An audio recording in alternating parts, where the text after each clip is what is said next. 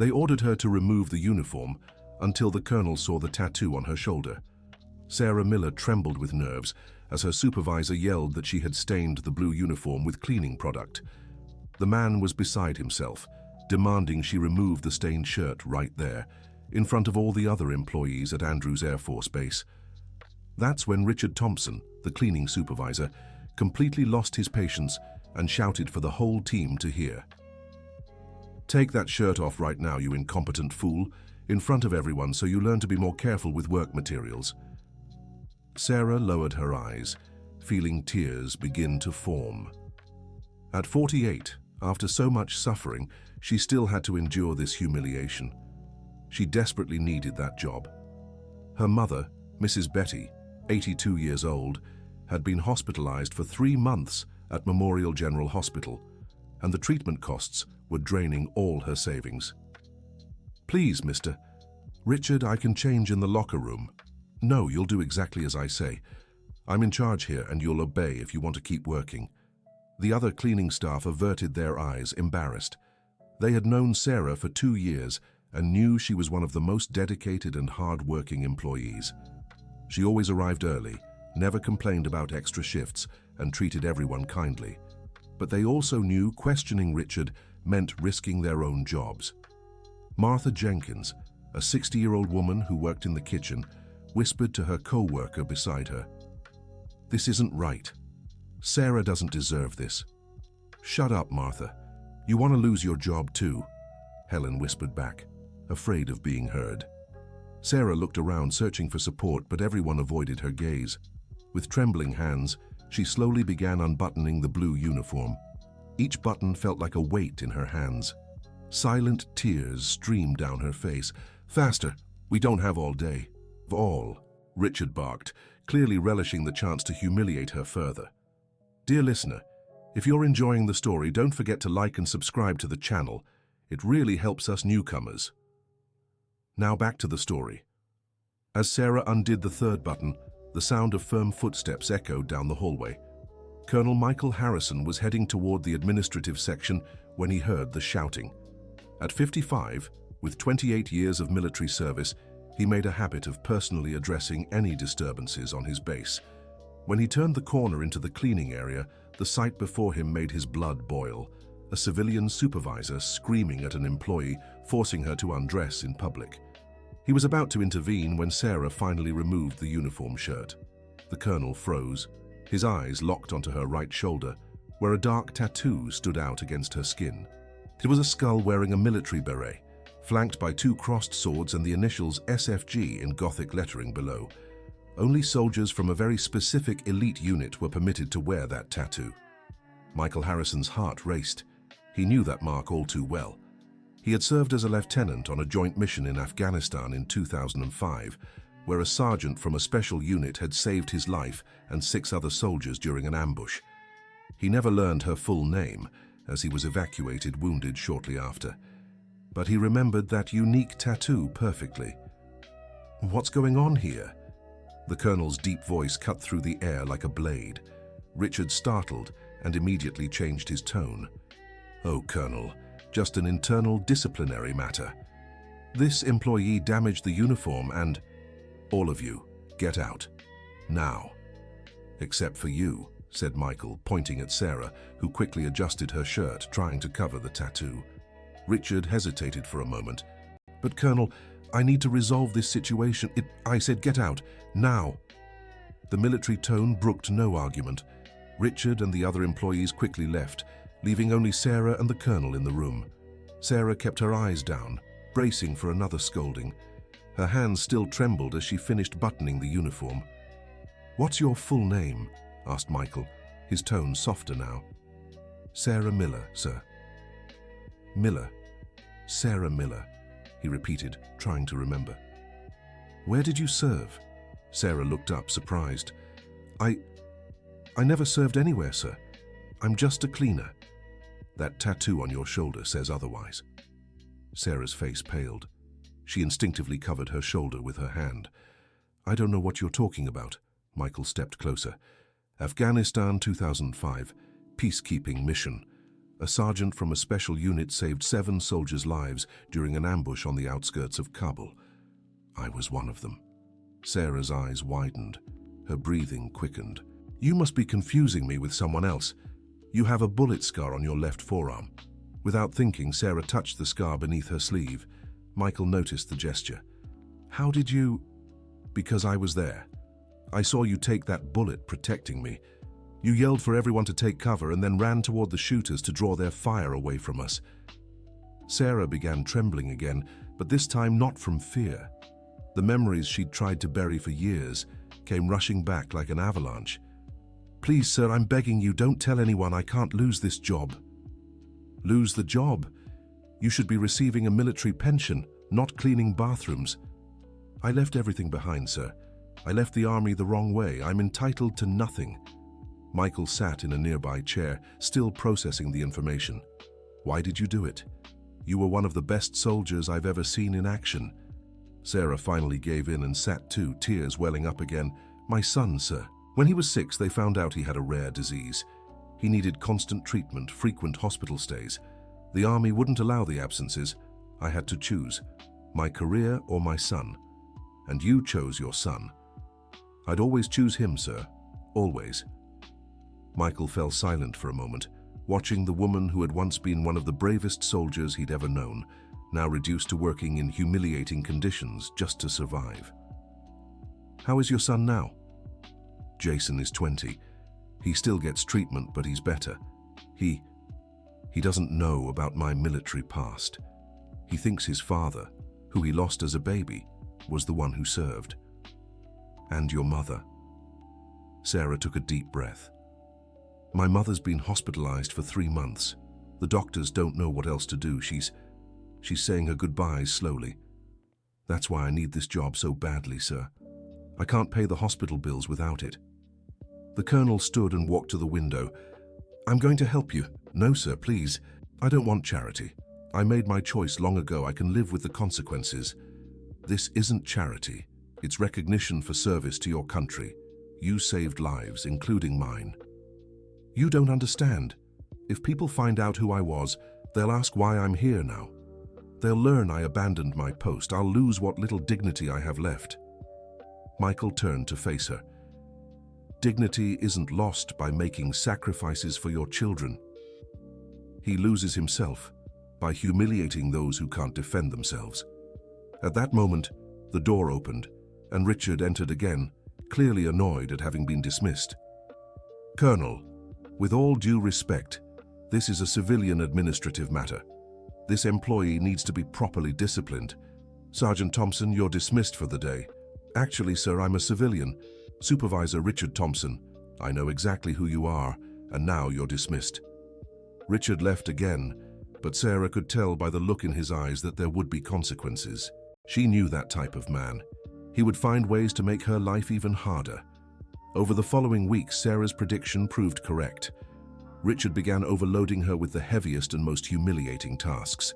He made her clean the filthiest bathrooms, saddled her with unpaid overtime, and always found fault with her work, even when it was perfect.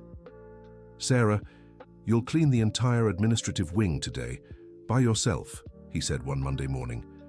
But Mr. Richard, that area is normally done by 3 people. I didn't ask for your opinion, and since you have important friends, prove you deserve their protection. The spiteful comments became routine. Richard spread insinuations about how Sarah had gotten special protection from the colonel, making other employees start looking at her with suspicion. Martha Jenkins tried to defend Sarah a few times. Richard, you're being unfair. Sarah is a good worker. Shut up, old woman. Or do you want the same treatment?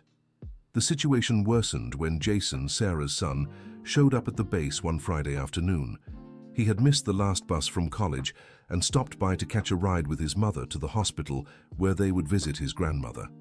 Dear listener, if you're enjoying the story, don't forget to like and especially subscribe to the channel. It helps us a lot as we're just starting out. Now back to the story. Excuse me, may I speak with my mother, Sarah Miller? Jason asked politely at the reception desk. Richard happened to be passing by and overheard the conversation. Your mother, the cleaning lady, he he said mockingly. "And what does a young man like you want with a janitor?"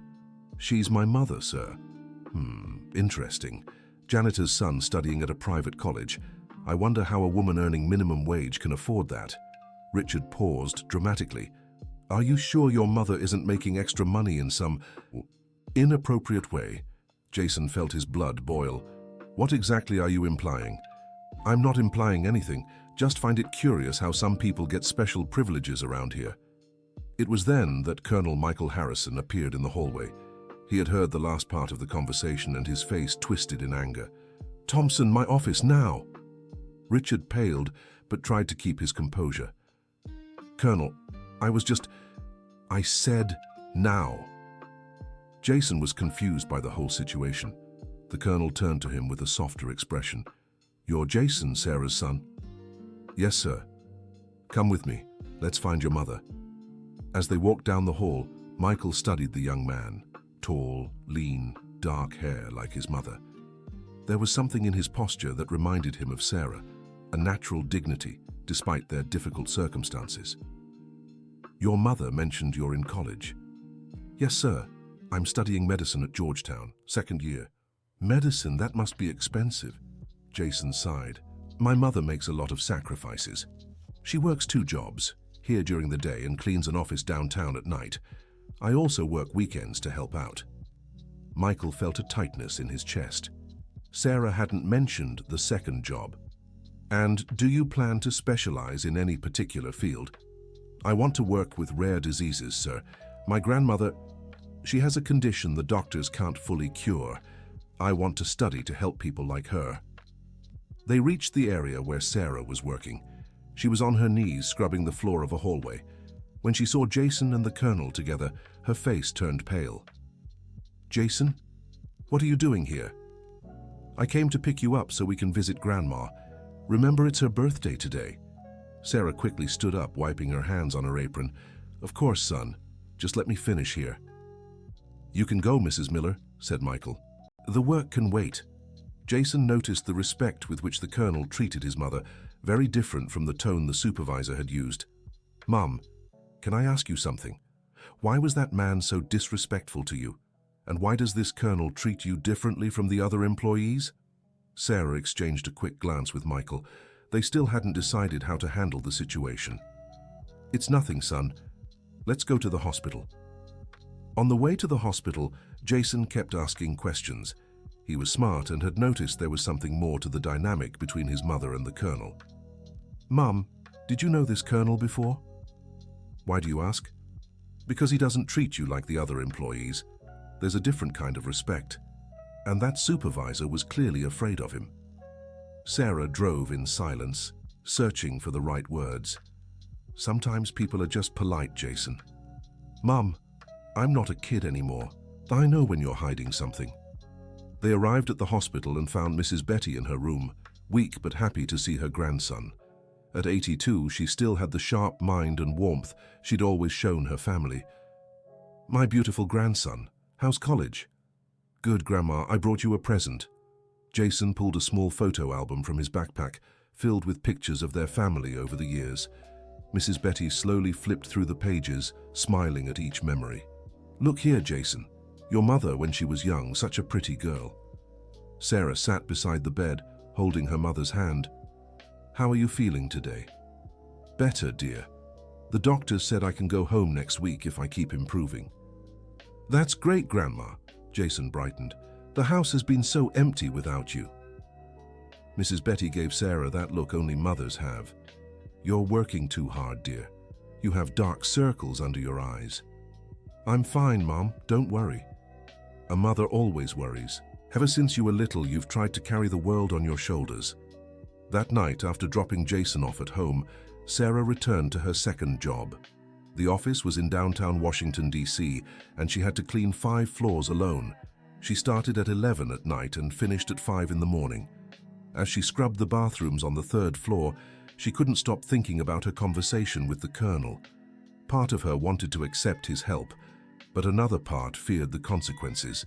If her real story came out, she might lose both jobs. At the military base, Colonel Michael Harrison couldn't sleep either. He stayed late in his office, searching through military records. He found Sarah Miller's file, or rather Sergeant Sarah Miller, service number 45789. The record showed a brilliant career, multiple commendations, honors, specialized training. Then, abruptly in 2007, a request for medical leave that was never approved, followed by an abandonment of post. Michael discovered something that made him even angrier. Sarah's medical leave request had been denied due to bureaucracy. The officer in charge at the time had filed it away without proper processing. Technically, she hadn't abandoned her post. The system had abandoned her. The following Monday, Richard was especially irritated. He had been reprimanded by the colonel and knew he needed to be careful, but his petty nature couldn't let it slide. "Sarah, today you'll clean the entire mess hall, alone." "But Mr. Richard, the mess hall serves 300 people. Normally 4 people are assigned to this task. You have until 5 p.m. If you don't finish, you can look for another job." Sarah knew she was being targeted, but she couldn't fight back. She started working at 6 in the morning, determined to finish on time. By 2 in the afternoon, her hands were raw from scrubbing, and she still had a third of the work left. That's when Lieutenant Rebecca Wilson, a young 28-year-old officer, saw her in the mess hall. Rebecca had only arrived at the base a month ago and was impressed by the dedication of this cleaning staff member. "Are you okay? You look exhausted." "I'm fine, thank you," Sarah replied without stopping her work. Rebecca watched for a few minutes. There was something about the way Sarah moved, the posture she maintained even while doing manual labor, that caught her attention. "Can I help?" "No need, Lieutenant, it's my job. I insist, I have free time." Against all protocol, Rebecca grabbed a cloth and began helping. As they worked together, they talked. "How long have you worked here?" 2 years. "And before that?" Sarah hesitated. "I've worked in several places." Rebecca noticed something curious. When a group of soldiers marched by outside, Sarah automatically stopped what she was doing and stood at attention until they passed. It was such a natural reflex that she didn't even realize she'd done it. "Did you serve?" Sarah blushed. "I don't know what you're talking about." "When the soldiers passed, you stood at attention. It's a reflex only those who've served have." My husband was military." "That must be it." Rebecca didn't press further but decided to observe Sarah more closely in the coming days. There was definitely something familiar about her behavior. Dear listener, if you're enjoying the story, take a moment to like and especially subscribe to the channel. It helps us a lot as we're just starting out. Now, continuing. On Wednesday of that week, an incident occurred that would change everything. A group of cadets from the military academy was visiting the base for a presentation on urban combat tactics. During lunch, one of the instructors was explaining siege maneuvers when he made a serious technical error in his explanation. Sarah was cleaning nearby tables and overheard it. Without thinking, she murmured to herself, "No, that would leave the soldiers exposed on the left flank." Lieutenant Rebecca, who was nearby, heard the comment. "What did you say?" Sarah realized she'd spoken too loudly. "Nothing, ma'am, sorry." "No, I heard you. You said something about the left flank." "I shouldn't have spoken. I don't understand any of this." Rebecca looked at the ongoing presentation, then back at Sarah. "But you heard a mistake in the tactic, didn't you?" Sarah lowered her eyes. I watch a lot of war movies." Rebecca didn't buy the explanation. That afternoon, she sought out Colonel Michael Harrison. "Sir, may I ask you about the staff member Sarah Miller?" Michael looked up from his papers. "What about her? Don't you think she behaves too much like military for a cleaner?" "Why do you ask?" "Today, she spotted an error in a tactical presentation, and yesterday, I saw her organizing cleaning supplies in perfect military formation. Plus, she automatically stands at attention when soldiers pass by." Michael sighed. He knew it would be hard to keep the secret much longer. "Lieutenant Wilson, what I'm about to say stays between us." "Yes, sir." Sarah Miller is a former sergeant. One of the best I've ever known. She saved my life in Afghanistan. Rebecca's eyes widened. "But what is she doing working as a cleaner?" "It's a long story, and she asked to keep it a secret." "Sir, with all due respect, this is wrong. A soldier of her caliber shouldn't be cleaning bathrooms. I agree, but she has her reasons. By Friday, the situation reached a breaking point.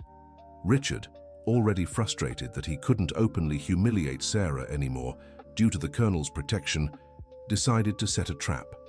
He planted a wallet in the area Sarah was cleaning and later found it in her bag. "Everyone, gather around," Richard shouted in the middle of the afternoon. "We have a thief among us," the staff gathered, confused. Sarah was finishing cleaning the women's restroom when she heard the commotion. "What's going on?" she asked. "What's going on is that you're a thief. I found this wallet in your bag." Sarah looked at the wallet Richard was holding, not understanding. "That's not mine. I've never seen that wallet in my life." "Of course you deny it. Thieves always do." "I'm not a thief." "We'll see about that. Everyone will be searched, and you'll be fired and handed over to the police." Sarah felt her world crumbling. Without that job, she wouldn't be able to pay for her mother's hospital bills or help Jason with college. "Please, Mr. Richard, I've never stolen anything in my life. Someone must have put that in my bag." "Who would do such a thing? Are you accusing my employees of lying?" The situation was growing increasingly tense when Colonel Michael Harrison arrived, drawn by the noise. "What's going on here?" "Colonel, we've discovered we have a thief working on base. I found this wallet in Sarah's bag." Michael looked at Sarah, who had tears in her eyes, and then at Richard. "I have a few questions. First, whose wallet is this?" "It's mine," said Richard. "I lost it yesterday." "And where exactly did you find it?" "In her bag, like I said." "Do you have any witnesses to when you when you found the wallet?" Richard caught his slip-up. "I meant when I found it, of course." Michael turned to the other employees. "Did anyone here see Sarah take a wallet?" Everyone shook their heads. Martha Jenkins stepped forward.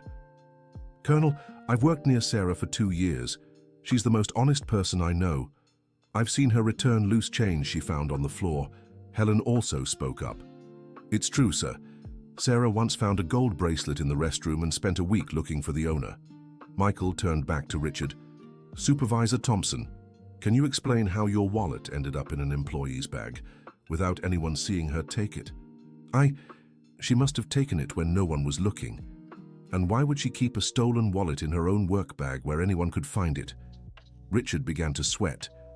"I don't know what she was thinking." It was then that Lieutenant Rebecca Wilson arrived. "Colonel, I was looking for you. I need to report something important." "Go ahead." "Yesterday I saw Supervisor Thompson going through Sarah's bag while she was in the restroom. At the time I thought it was strange, but I didn't say anything." Richard paled. "That's a lie. She's making it up." "Lieutenant Wilson, are you sure of what you saw?" "Absolutely, sir." Michael turned to Richard with utter disdain. "Supervisor Thompson, you're fired for just cause. Falsifying evidence, harassing an employee, and attempting to frame her. You have 5 minutes to collect your belongings and leave this base." "You can't do this. I'm a civilian employee. You have no authority over me." "This is a military facility, and I am the commanding officer. I have full authority over everything that happens here. Security." 2 soldiers appeared immediately. "Escort Mr. Thompson off the base. He is banned from returning." As Richard was being escorted out, protesting and making threats, the other staff members looked at Sarah with a mix of relief and admiration. "Sarah, I'm so sorry for what you went through," Michael said publicly. "This should never have happened." "Thank you, Colonel. Thank you for believing in me. I always did. Now everyone back to work. We have a base to keep running." After everyone dispersed, Michael asked Sarah and Lieutenant Wilson to stay. "Lieutenant Wilson, thank you for testifying in Sarah's favor." "It was my duty, sir, but may I ask a question?" "Go ahead." "Why was that man targeting Sarah so much? It didn't seem like it was just about work." Michael glanced at Sarah, who gave a slight nod. "Lieutenant, what I'm about to tell you doesn't leave this room." "Yes, sir." "Sarah isn't just a janitor. She's a former sergeant who saved my life in Afghanistan. One of the finest soldiers this country has ever had." Rebecca looked at Sarah with new understanding. "That's why you understood military tactics. And that's why Richard felt she had special protection, Michael continued. He didn't know why, but he could tell I treated her differently from the other staff. But why is a former sergeant working as a janitor? Sarah finally spoke. Because I left my post to care for my sick son. I lost all my military rights. That's not true, Michael said. I looked into your case. You requested medical leave that was denied due to a bureaucratic error. Technically, you didn't abandon anything. What does that mean? It means you still have rights. Pension, military health care, everything. Sarah felt her legs tremble. Is that possible? I'll arrange for your case to be reviewed immediately. Rebecca was moved by the story. Miss Sarah, you're a hero. Why doesn't anyone know this? Because I chose my son over glory, and I'd choose him again. Glory without family means nothing, Michael said, but now you can have both. That afternoon, as Sarah finished her shift with a lighter heart for the first time in years, Jason appeared at the base again. This time, he wasn't worried about hostile supervisors. Mom, I have good news. Grandma was discharged today. The doctor said she can go home tomorrow. That's wonderful, son. And there's more. I got a scholarship for next semester. You won't have to pay as much. Sarah hugged her son, feeling like things were finally falling into place. Jason, can I tell you something? Of course, Mom. But you have to promise not to be mad at me for keeping it a secret. Mom, you're scaring me. What is it? Sarah took a deep breath. I served in the military. I was a sergeant. A good sergeant. Jason stopped walking. What do you mean? Before you were born, I was in the service. I went on missions, earned medals. But when you got sick, I had to choose between my career and you. And you chose me. I'd always choose you. Jason was silent for a moment, processing the information. That's why that colonel treats you with so much respect. He's a man I helped years ago. He remembers. Mom, I don't know what to say. Are you disappointed in me? Jason hugged his mother tightly. Disappointed. I'm proud. You sacrificed a military career to take care of me. What kind of mother does that? Any mother who loves her child. No, Mom. You're special. I always knew, but now I understand where your strength comes from. That night, Sarah told Mrs. Betty everything as she recovered at home. Sweetheart, I always knew you were keeping secrets. What do you mean, Mom? A mother notices these things. You've always carried yourself differently, with a discipline you didn't learn at home. Aren't you mad at me for lying? Lying. You protected your family. That's not a lie, that's love. But now everything might change. The colonel said I could get my military rights back. And what do you want to do? I don't know, Mom. I'm scared. Scared of what? Of not being able to balance everything. Of losing control of the situation. Mrs. Betty held her daughter's hand. Sarah, you've already done the hardest part. You raised a wonderful son, took care of me, worked hard to keep our family together. Now it's time to take care of yourself, too. The following week, Colonel Michael Harrison presented Sarah with a formal offer.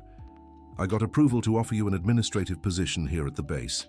Flexible hours, fair pay, and all your military benefits restored. And what exactly would I do? Training new recruits, urban tactics consulting, coordinating veteran assistance programs. Veterans? We found there are many former military in situations like yours. People who made sacrifices for their families and ended up without proper support. We want to create a program to help them. Sarah felt a deep emotion. I could really help others? You'd be perfect for it. Who better to understand their situation than someone who's been through the same? What about my mom? My son? The military health plan will cover your mother's treatment, and Jason can apply for a military scholarship to finish med school. This sounds too good to be true. Sarah, you saved my life.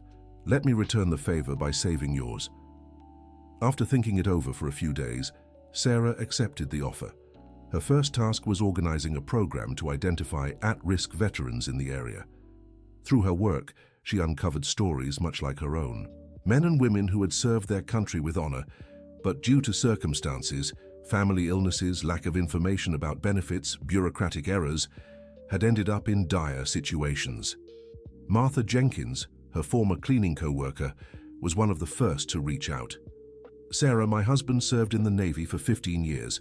Do you think he qualifies for anything?" "Let's check, Martha. Bring whatever documents you have." Within months, Sarah's program had identified and helped over 100 veterans and their families. The impact was so positive that other military bases began implementing similar programs. Jason graduated from med school with a specialization in rare diseases, just as he'd always wanted. At his graduation, Sarah sat in the front row wearing her full military uniform with all her medals for the first time in 15 years. "Now I understand where my determination to help people comes from," Jason said in his graduation speech. "My mother taught me that true heroism isn't in the battles we win, but in the sacrifices we make out of love." Lieutenant Rebecca Wilson, who had become a close friend of Sarah's, was promoted to captain and took command of a new unit specializing in military family support. "You changed how we think about our veterans," she told Sarah at the promotion ceremony.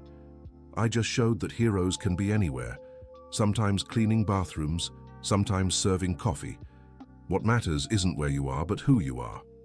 Mrs. Betty, now 84 and fully recovered, proudly told her neighbors about her military daughter and doctor grandson. "I always knew my Sarah was special," she'd say. "I just didn't know how much." A year after the program's creation, Sarah got an unexpected call. A journalist wanted to do a story on veterans abandoned by the system. "Mrs. Miller, we'd like to tell your story. It could inspire others in similar situations. I'm not sure I want that kind of attention."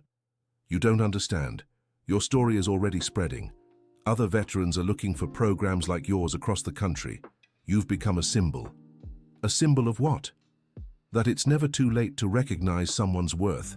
That dignity isn't lost, it just gets hidden sometimes." Sarah agreed to give the interview on one condition, that they also talk about all the other veterans who had been helped by the program. The story aired on a Sunday night and had a nationwide impact. Veterans from all over the United States began seeking assistance, inspired by Sarah's story. The program she had created became a national public policy. She was invited to speak at other bases, universities, and veteran rights conferences. "Who would have thought a humiliated janitor would become the national voice for veterans?" Jason joked during a family dinner. "I was never just a janitor," Sarah replied. "I was a soldier doing what I had to do to protect my family. Just like you were never just my son, you've always been my inspiration to be better." 2 years later, Sarah was promoted to captain in a ceremony that brought together veterans from across the country. On the day of her promotion, she made sure to invite Martha Jenkins, Helen, and all the cleaning staff who had worked with her. "They taught me that no job is small when done with dignity," she explained. During the ceremony, the general overseeing all bases in the region gave an emotional speech. "Captain Sarah Miller represents the best of our military. She proved heroism isn't just on the battlefield, it's in the ability to sacrifice everything for family and still find the will to help others." Richard Thompson, the former supervisor who had harassed Sarah, watched the ceremony from home. He had lost his job and had been unemployed for 2 years. Ironically, he sought out the veteran assistance program Sarah had created. When he learned she was in charge, he was too ashamed to ask for help. But his situation was desperate. He was about to lose his house and couldn't find work. Finally, he gathered his courage and called the program. "Hello, I'd like to ask about assistance for former military employees." "Of course, may I have your name?" "Richard Thompson." There was a pause on the other end. "Can you hold for a moment?" Sarah received the call minutes later. "Captain Miller, there's a man here asking about the assistance program. His name is Richard Thompson." Sarah's stomach tightened. All the humiliation, all the harassment came rushing back. "Transfer him to me." "Richard?" "Sarah, I didn't know you. What do you need, Richard?" I'm in trouble. I lost my job and couldn't find another. I heard about your program." Sarah was silent for a few seconds. "Come here tomorrow at 2 in the afternoon. We'll talk." You'll see me? It's my job to help people in need." The next day, Richard arrived at the base nervous and ashamed. Sarah greeted him in her office, wearing her captain's uniform. "Have a seat, Richard." "Sarah, Captain, I need to apologize. What I did to you was unforgivable. You were doing what you thought was right at the time. No, I was cruel, just for the sake of it. You didn't deserve that. Everyone deserves a second chance, Richard. Tell me about your situation." Richard explained that after being fired from the base, he couldn't find work. His reputation had spread, and no one wanted to hire someone dismissed for harassing an employee. "I have 2 young daughters. My wife works, but her salary doesn't cover everything. We're about to lose our house." Sarah listened silently to everything. "Richard, I'll help you, but on one condition." "What is it?" "You'll volunteer with the program for 6 months. You'll help other veterans reintegrate. You'll learn what it truly means to serve. I'll do anything, and you'll take a training program on leadership and respect in the workplace." "Yes, Captain." "Sarah, you can call me Sarah."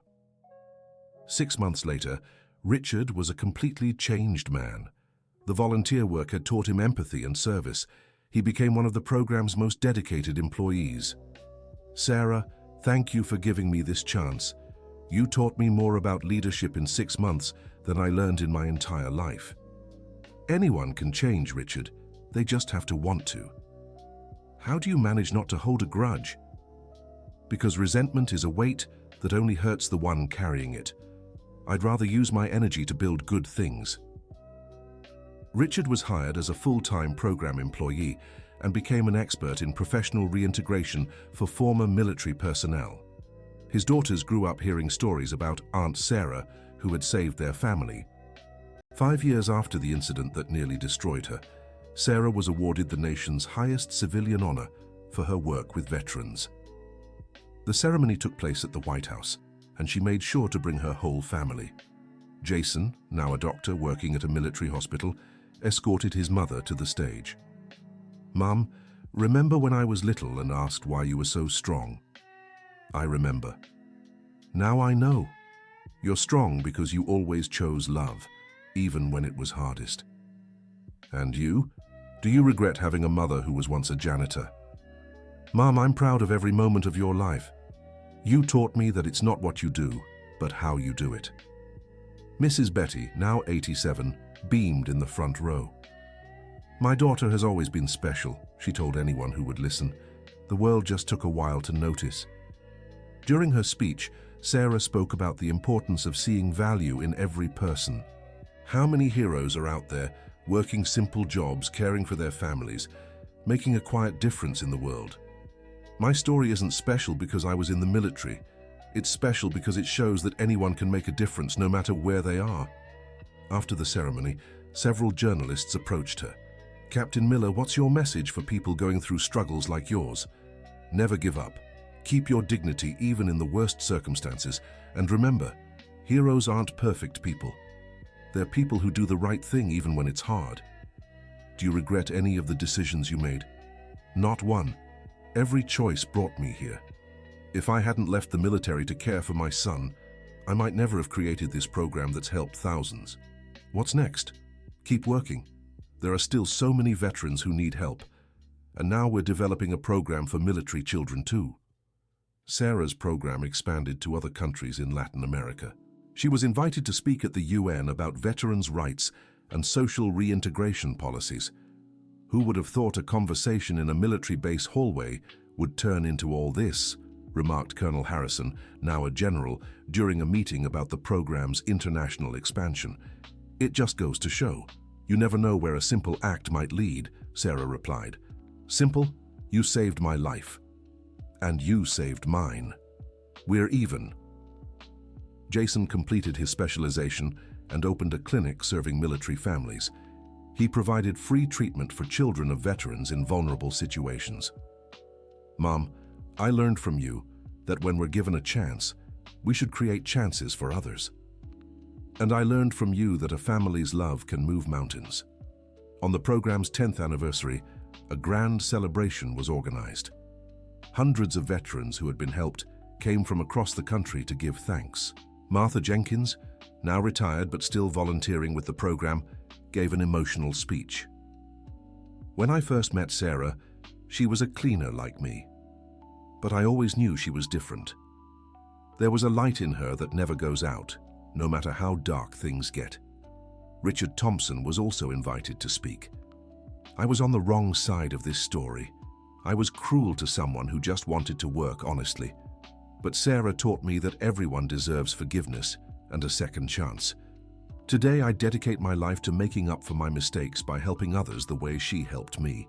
Lieutenant Rebecca Wilson, now a major, was coordinating similar programs in other regions. Sarah didn't just change her own life, she changed how the armed forces treat their veterans. She proved that caring for those who served isn't charity, it's our duty. During the celebration, Jason approached his mother. "Mom, can I ask you something personal?" "Of course, are you happy?" Sarah looked around. She saw Mrs. Betty laughing with other women, sharing family stories. She saw hundreds of people whose lives had been transformed by the program. She saw the son she'd raised growing into an honest, dedicated man. "Jason, I've been through some very hard times. There were days I didn't think I could go on, but now looking at all this, I can say every tear was worth it. Even the humiliations, especially the humiliations. They taught me compassion. They helped me understand what others go through. If I hadn't lived through that, maybe I never could have helped so many people." "You're amazing, Mom." "No, son. I'm just an ordinary person who never gave up doing what was right." That night, after everyone had left, Sarah stayed alone in her office, reading through the hundreds of thank you letters she received each month. One letter caught her eye. It was from a 20-year-old woman, the daughter of a veteran the program had helped. "Captain Sarah, my dad always told me there are angels on Earth, people who show up in our lives at the hardest moments and remind us there's still goodness in the world. You were our family's angel.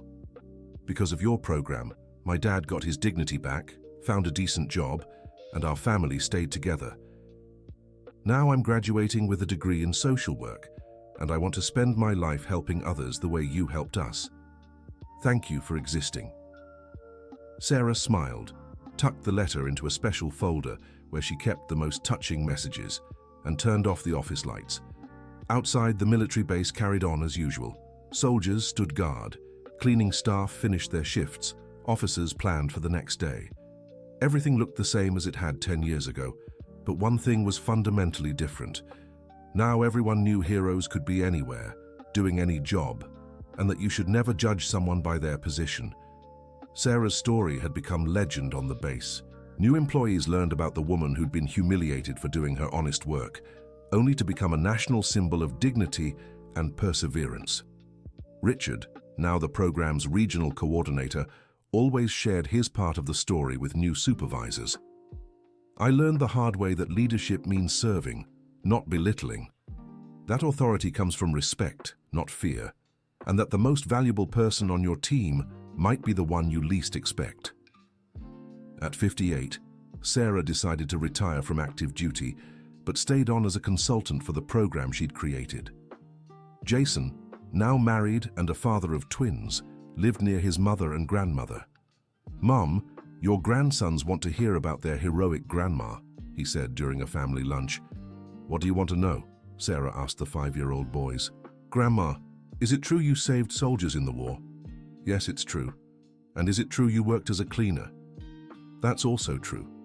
"But how could you be a hero and a cleaner at the same time?" Sarah smiled. "Because being a hero isn't about the job you do, it's about the love you put into what you do. So we can be heroes by doing anything." "Yes, you can. Just do your best and always help others." Mrs. Betty, now 90 years old, was still sharp and loved telling stories to her great-grandchildren. "Grandma Betty, tell us the story about Mommy when she was little." "Oh, your mother was always special. When she was your age, she already took care of her friends at school. If someone was sad, she'd talk to them. If someone was hungry, she'd share her lunch. So she was always a hero. Always. But sometimes heroes take a while to be recognized." End of story. And you, dear listener, what did you think of this story of resilience and dignity? Tell us in the comments which part moved you the most. Could you find the strength Sarah had to start over after so much humiliation? Leave your honest opinion below. It helps us create stories that touch your heart. And don't forget to like and subscribe to the channel so you won't miss other inspiring stories like this one.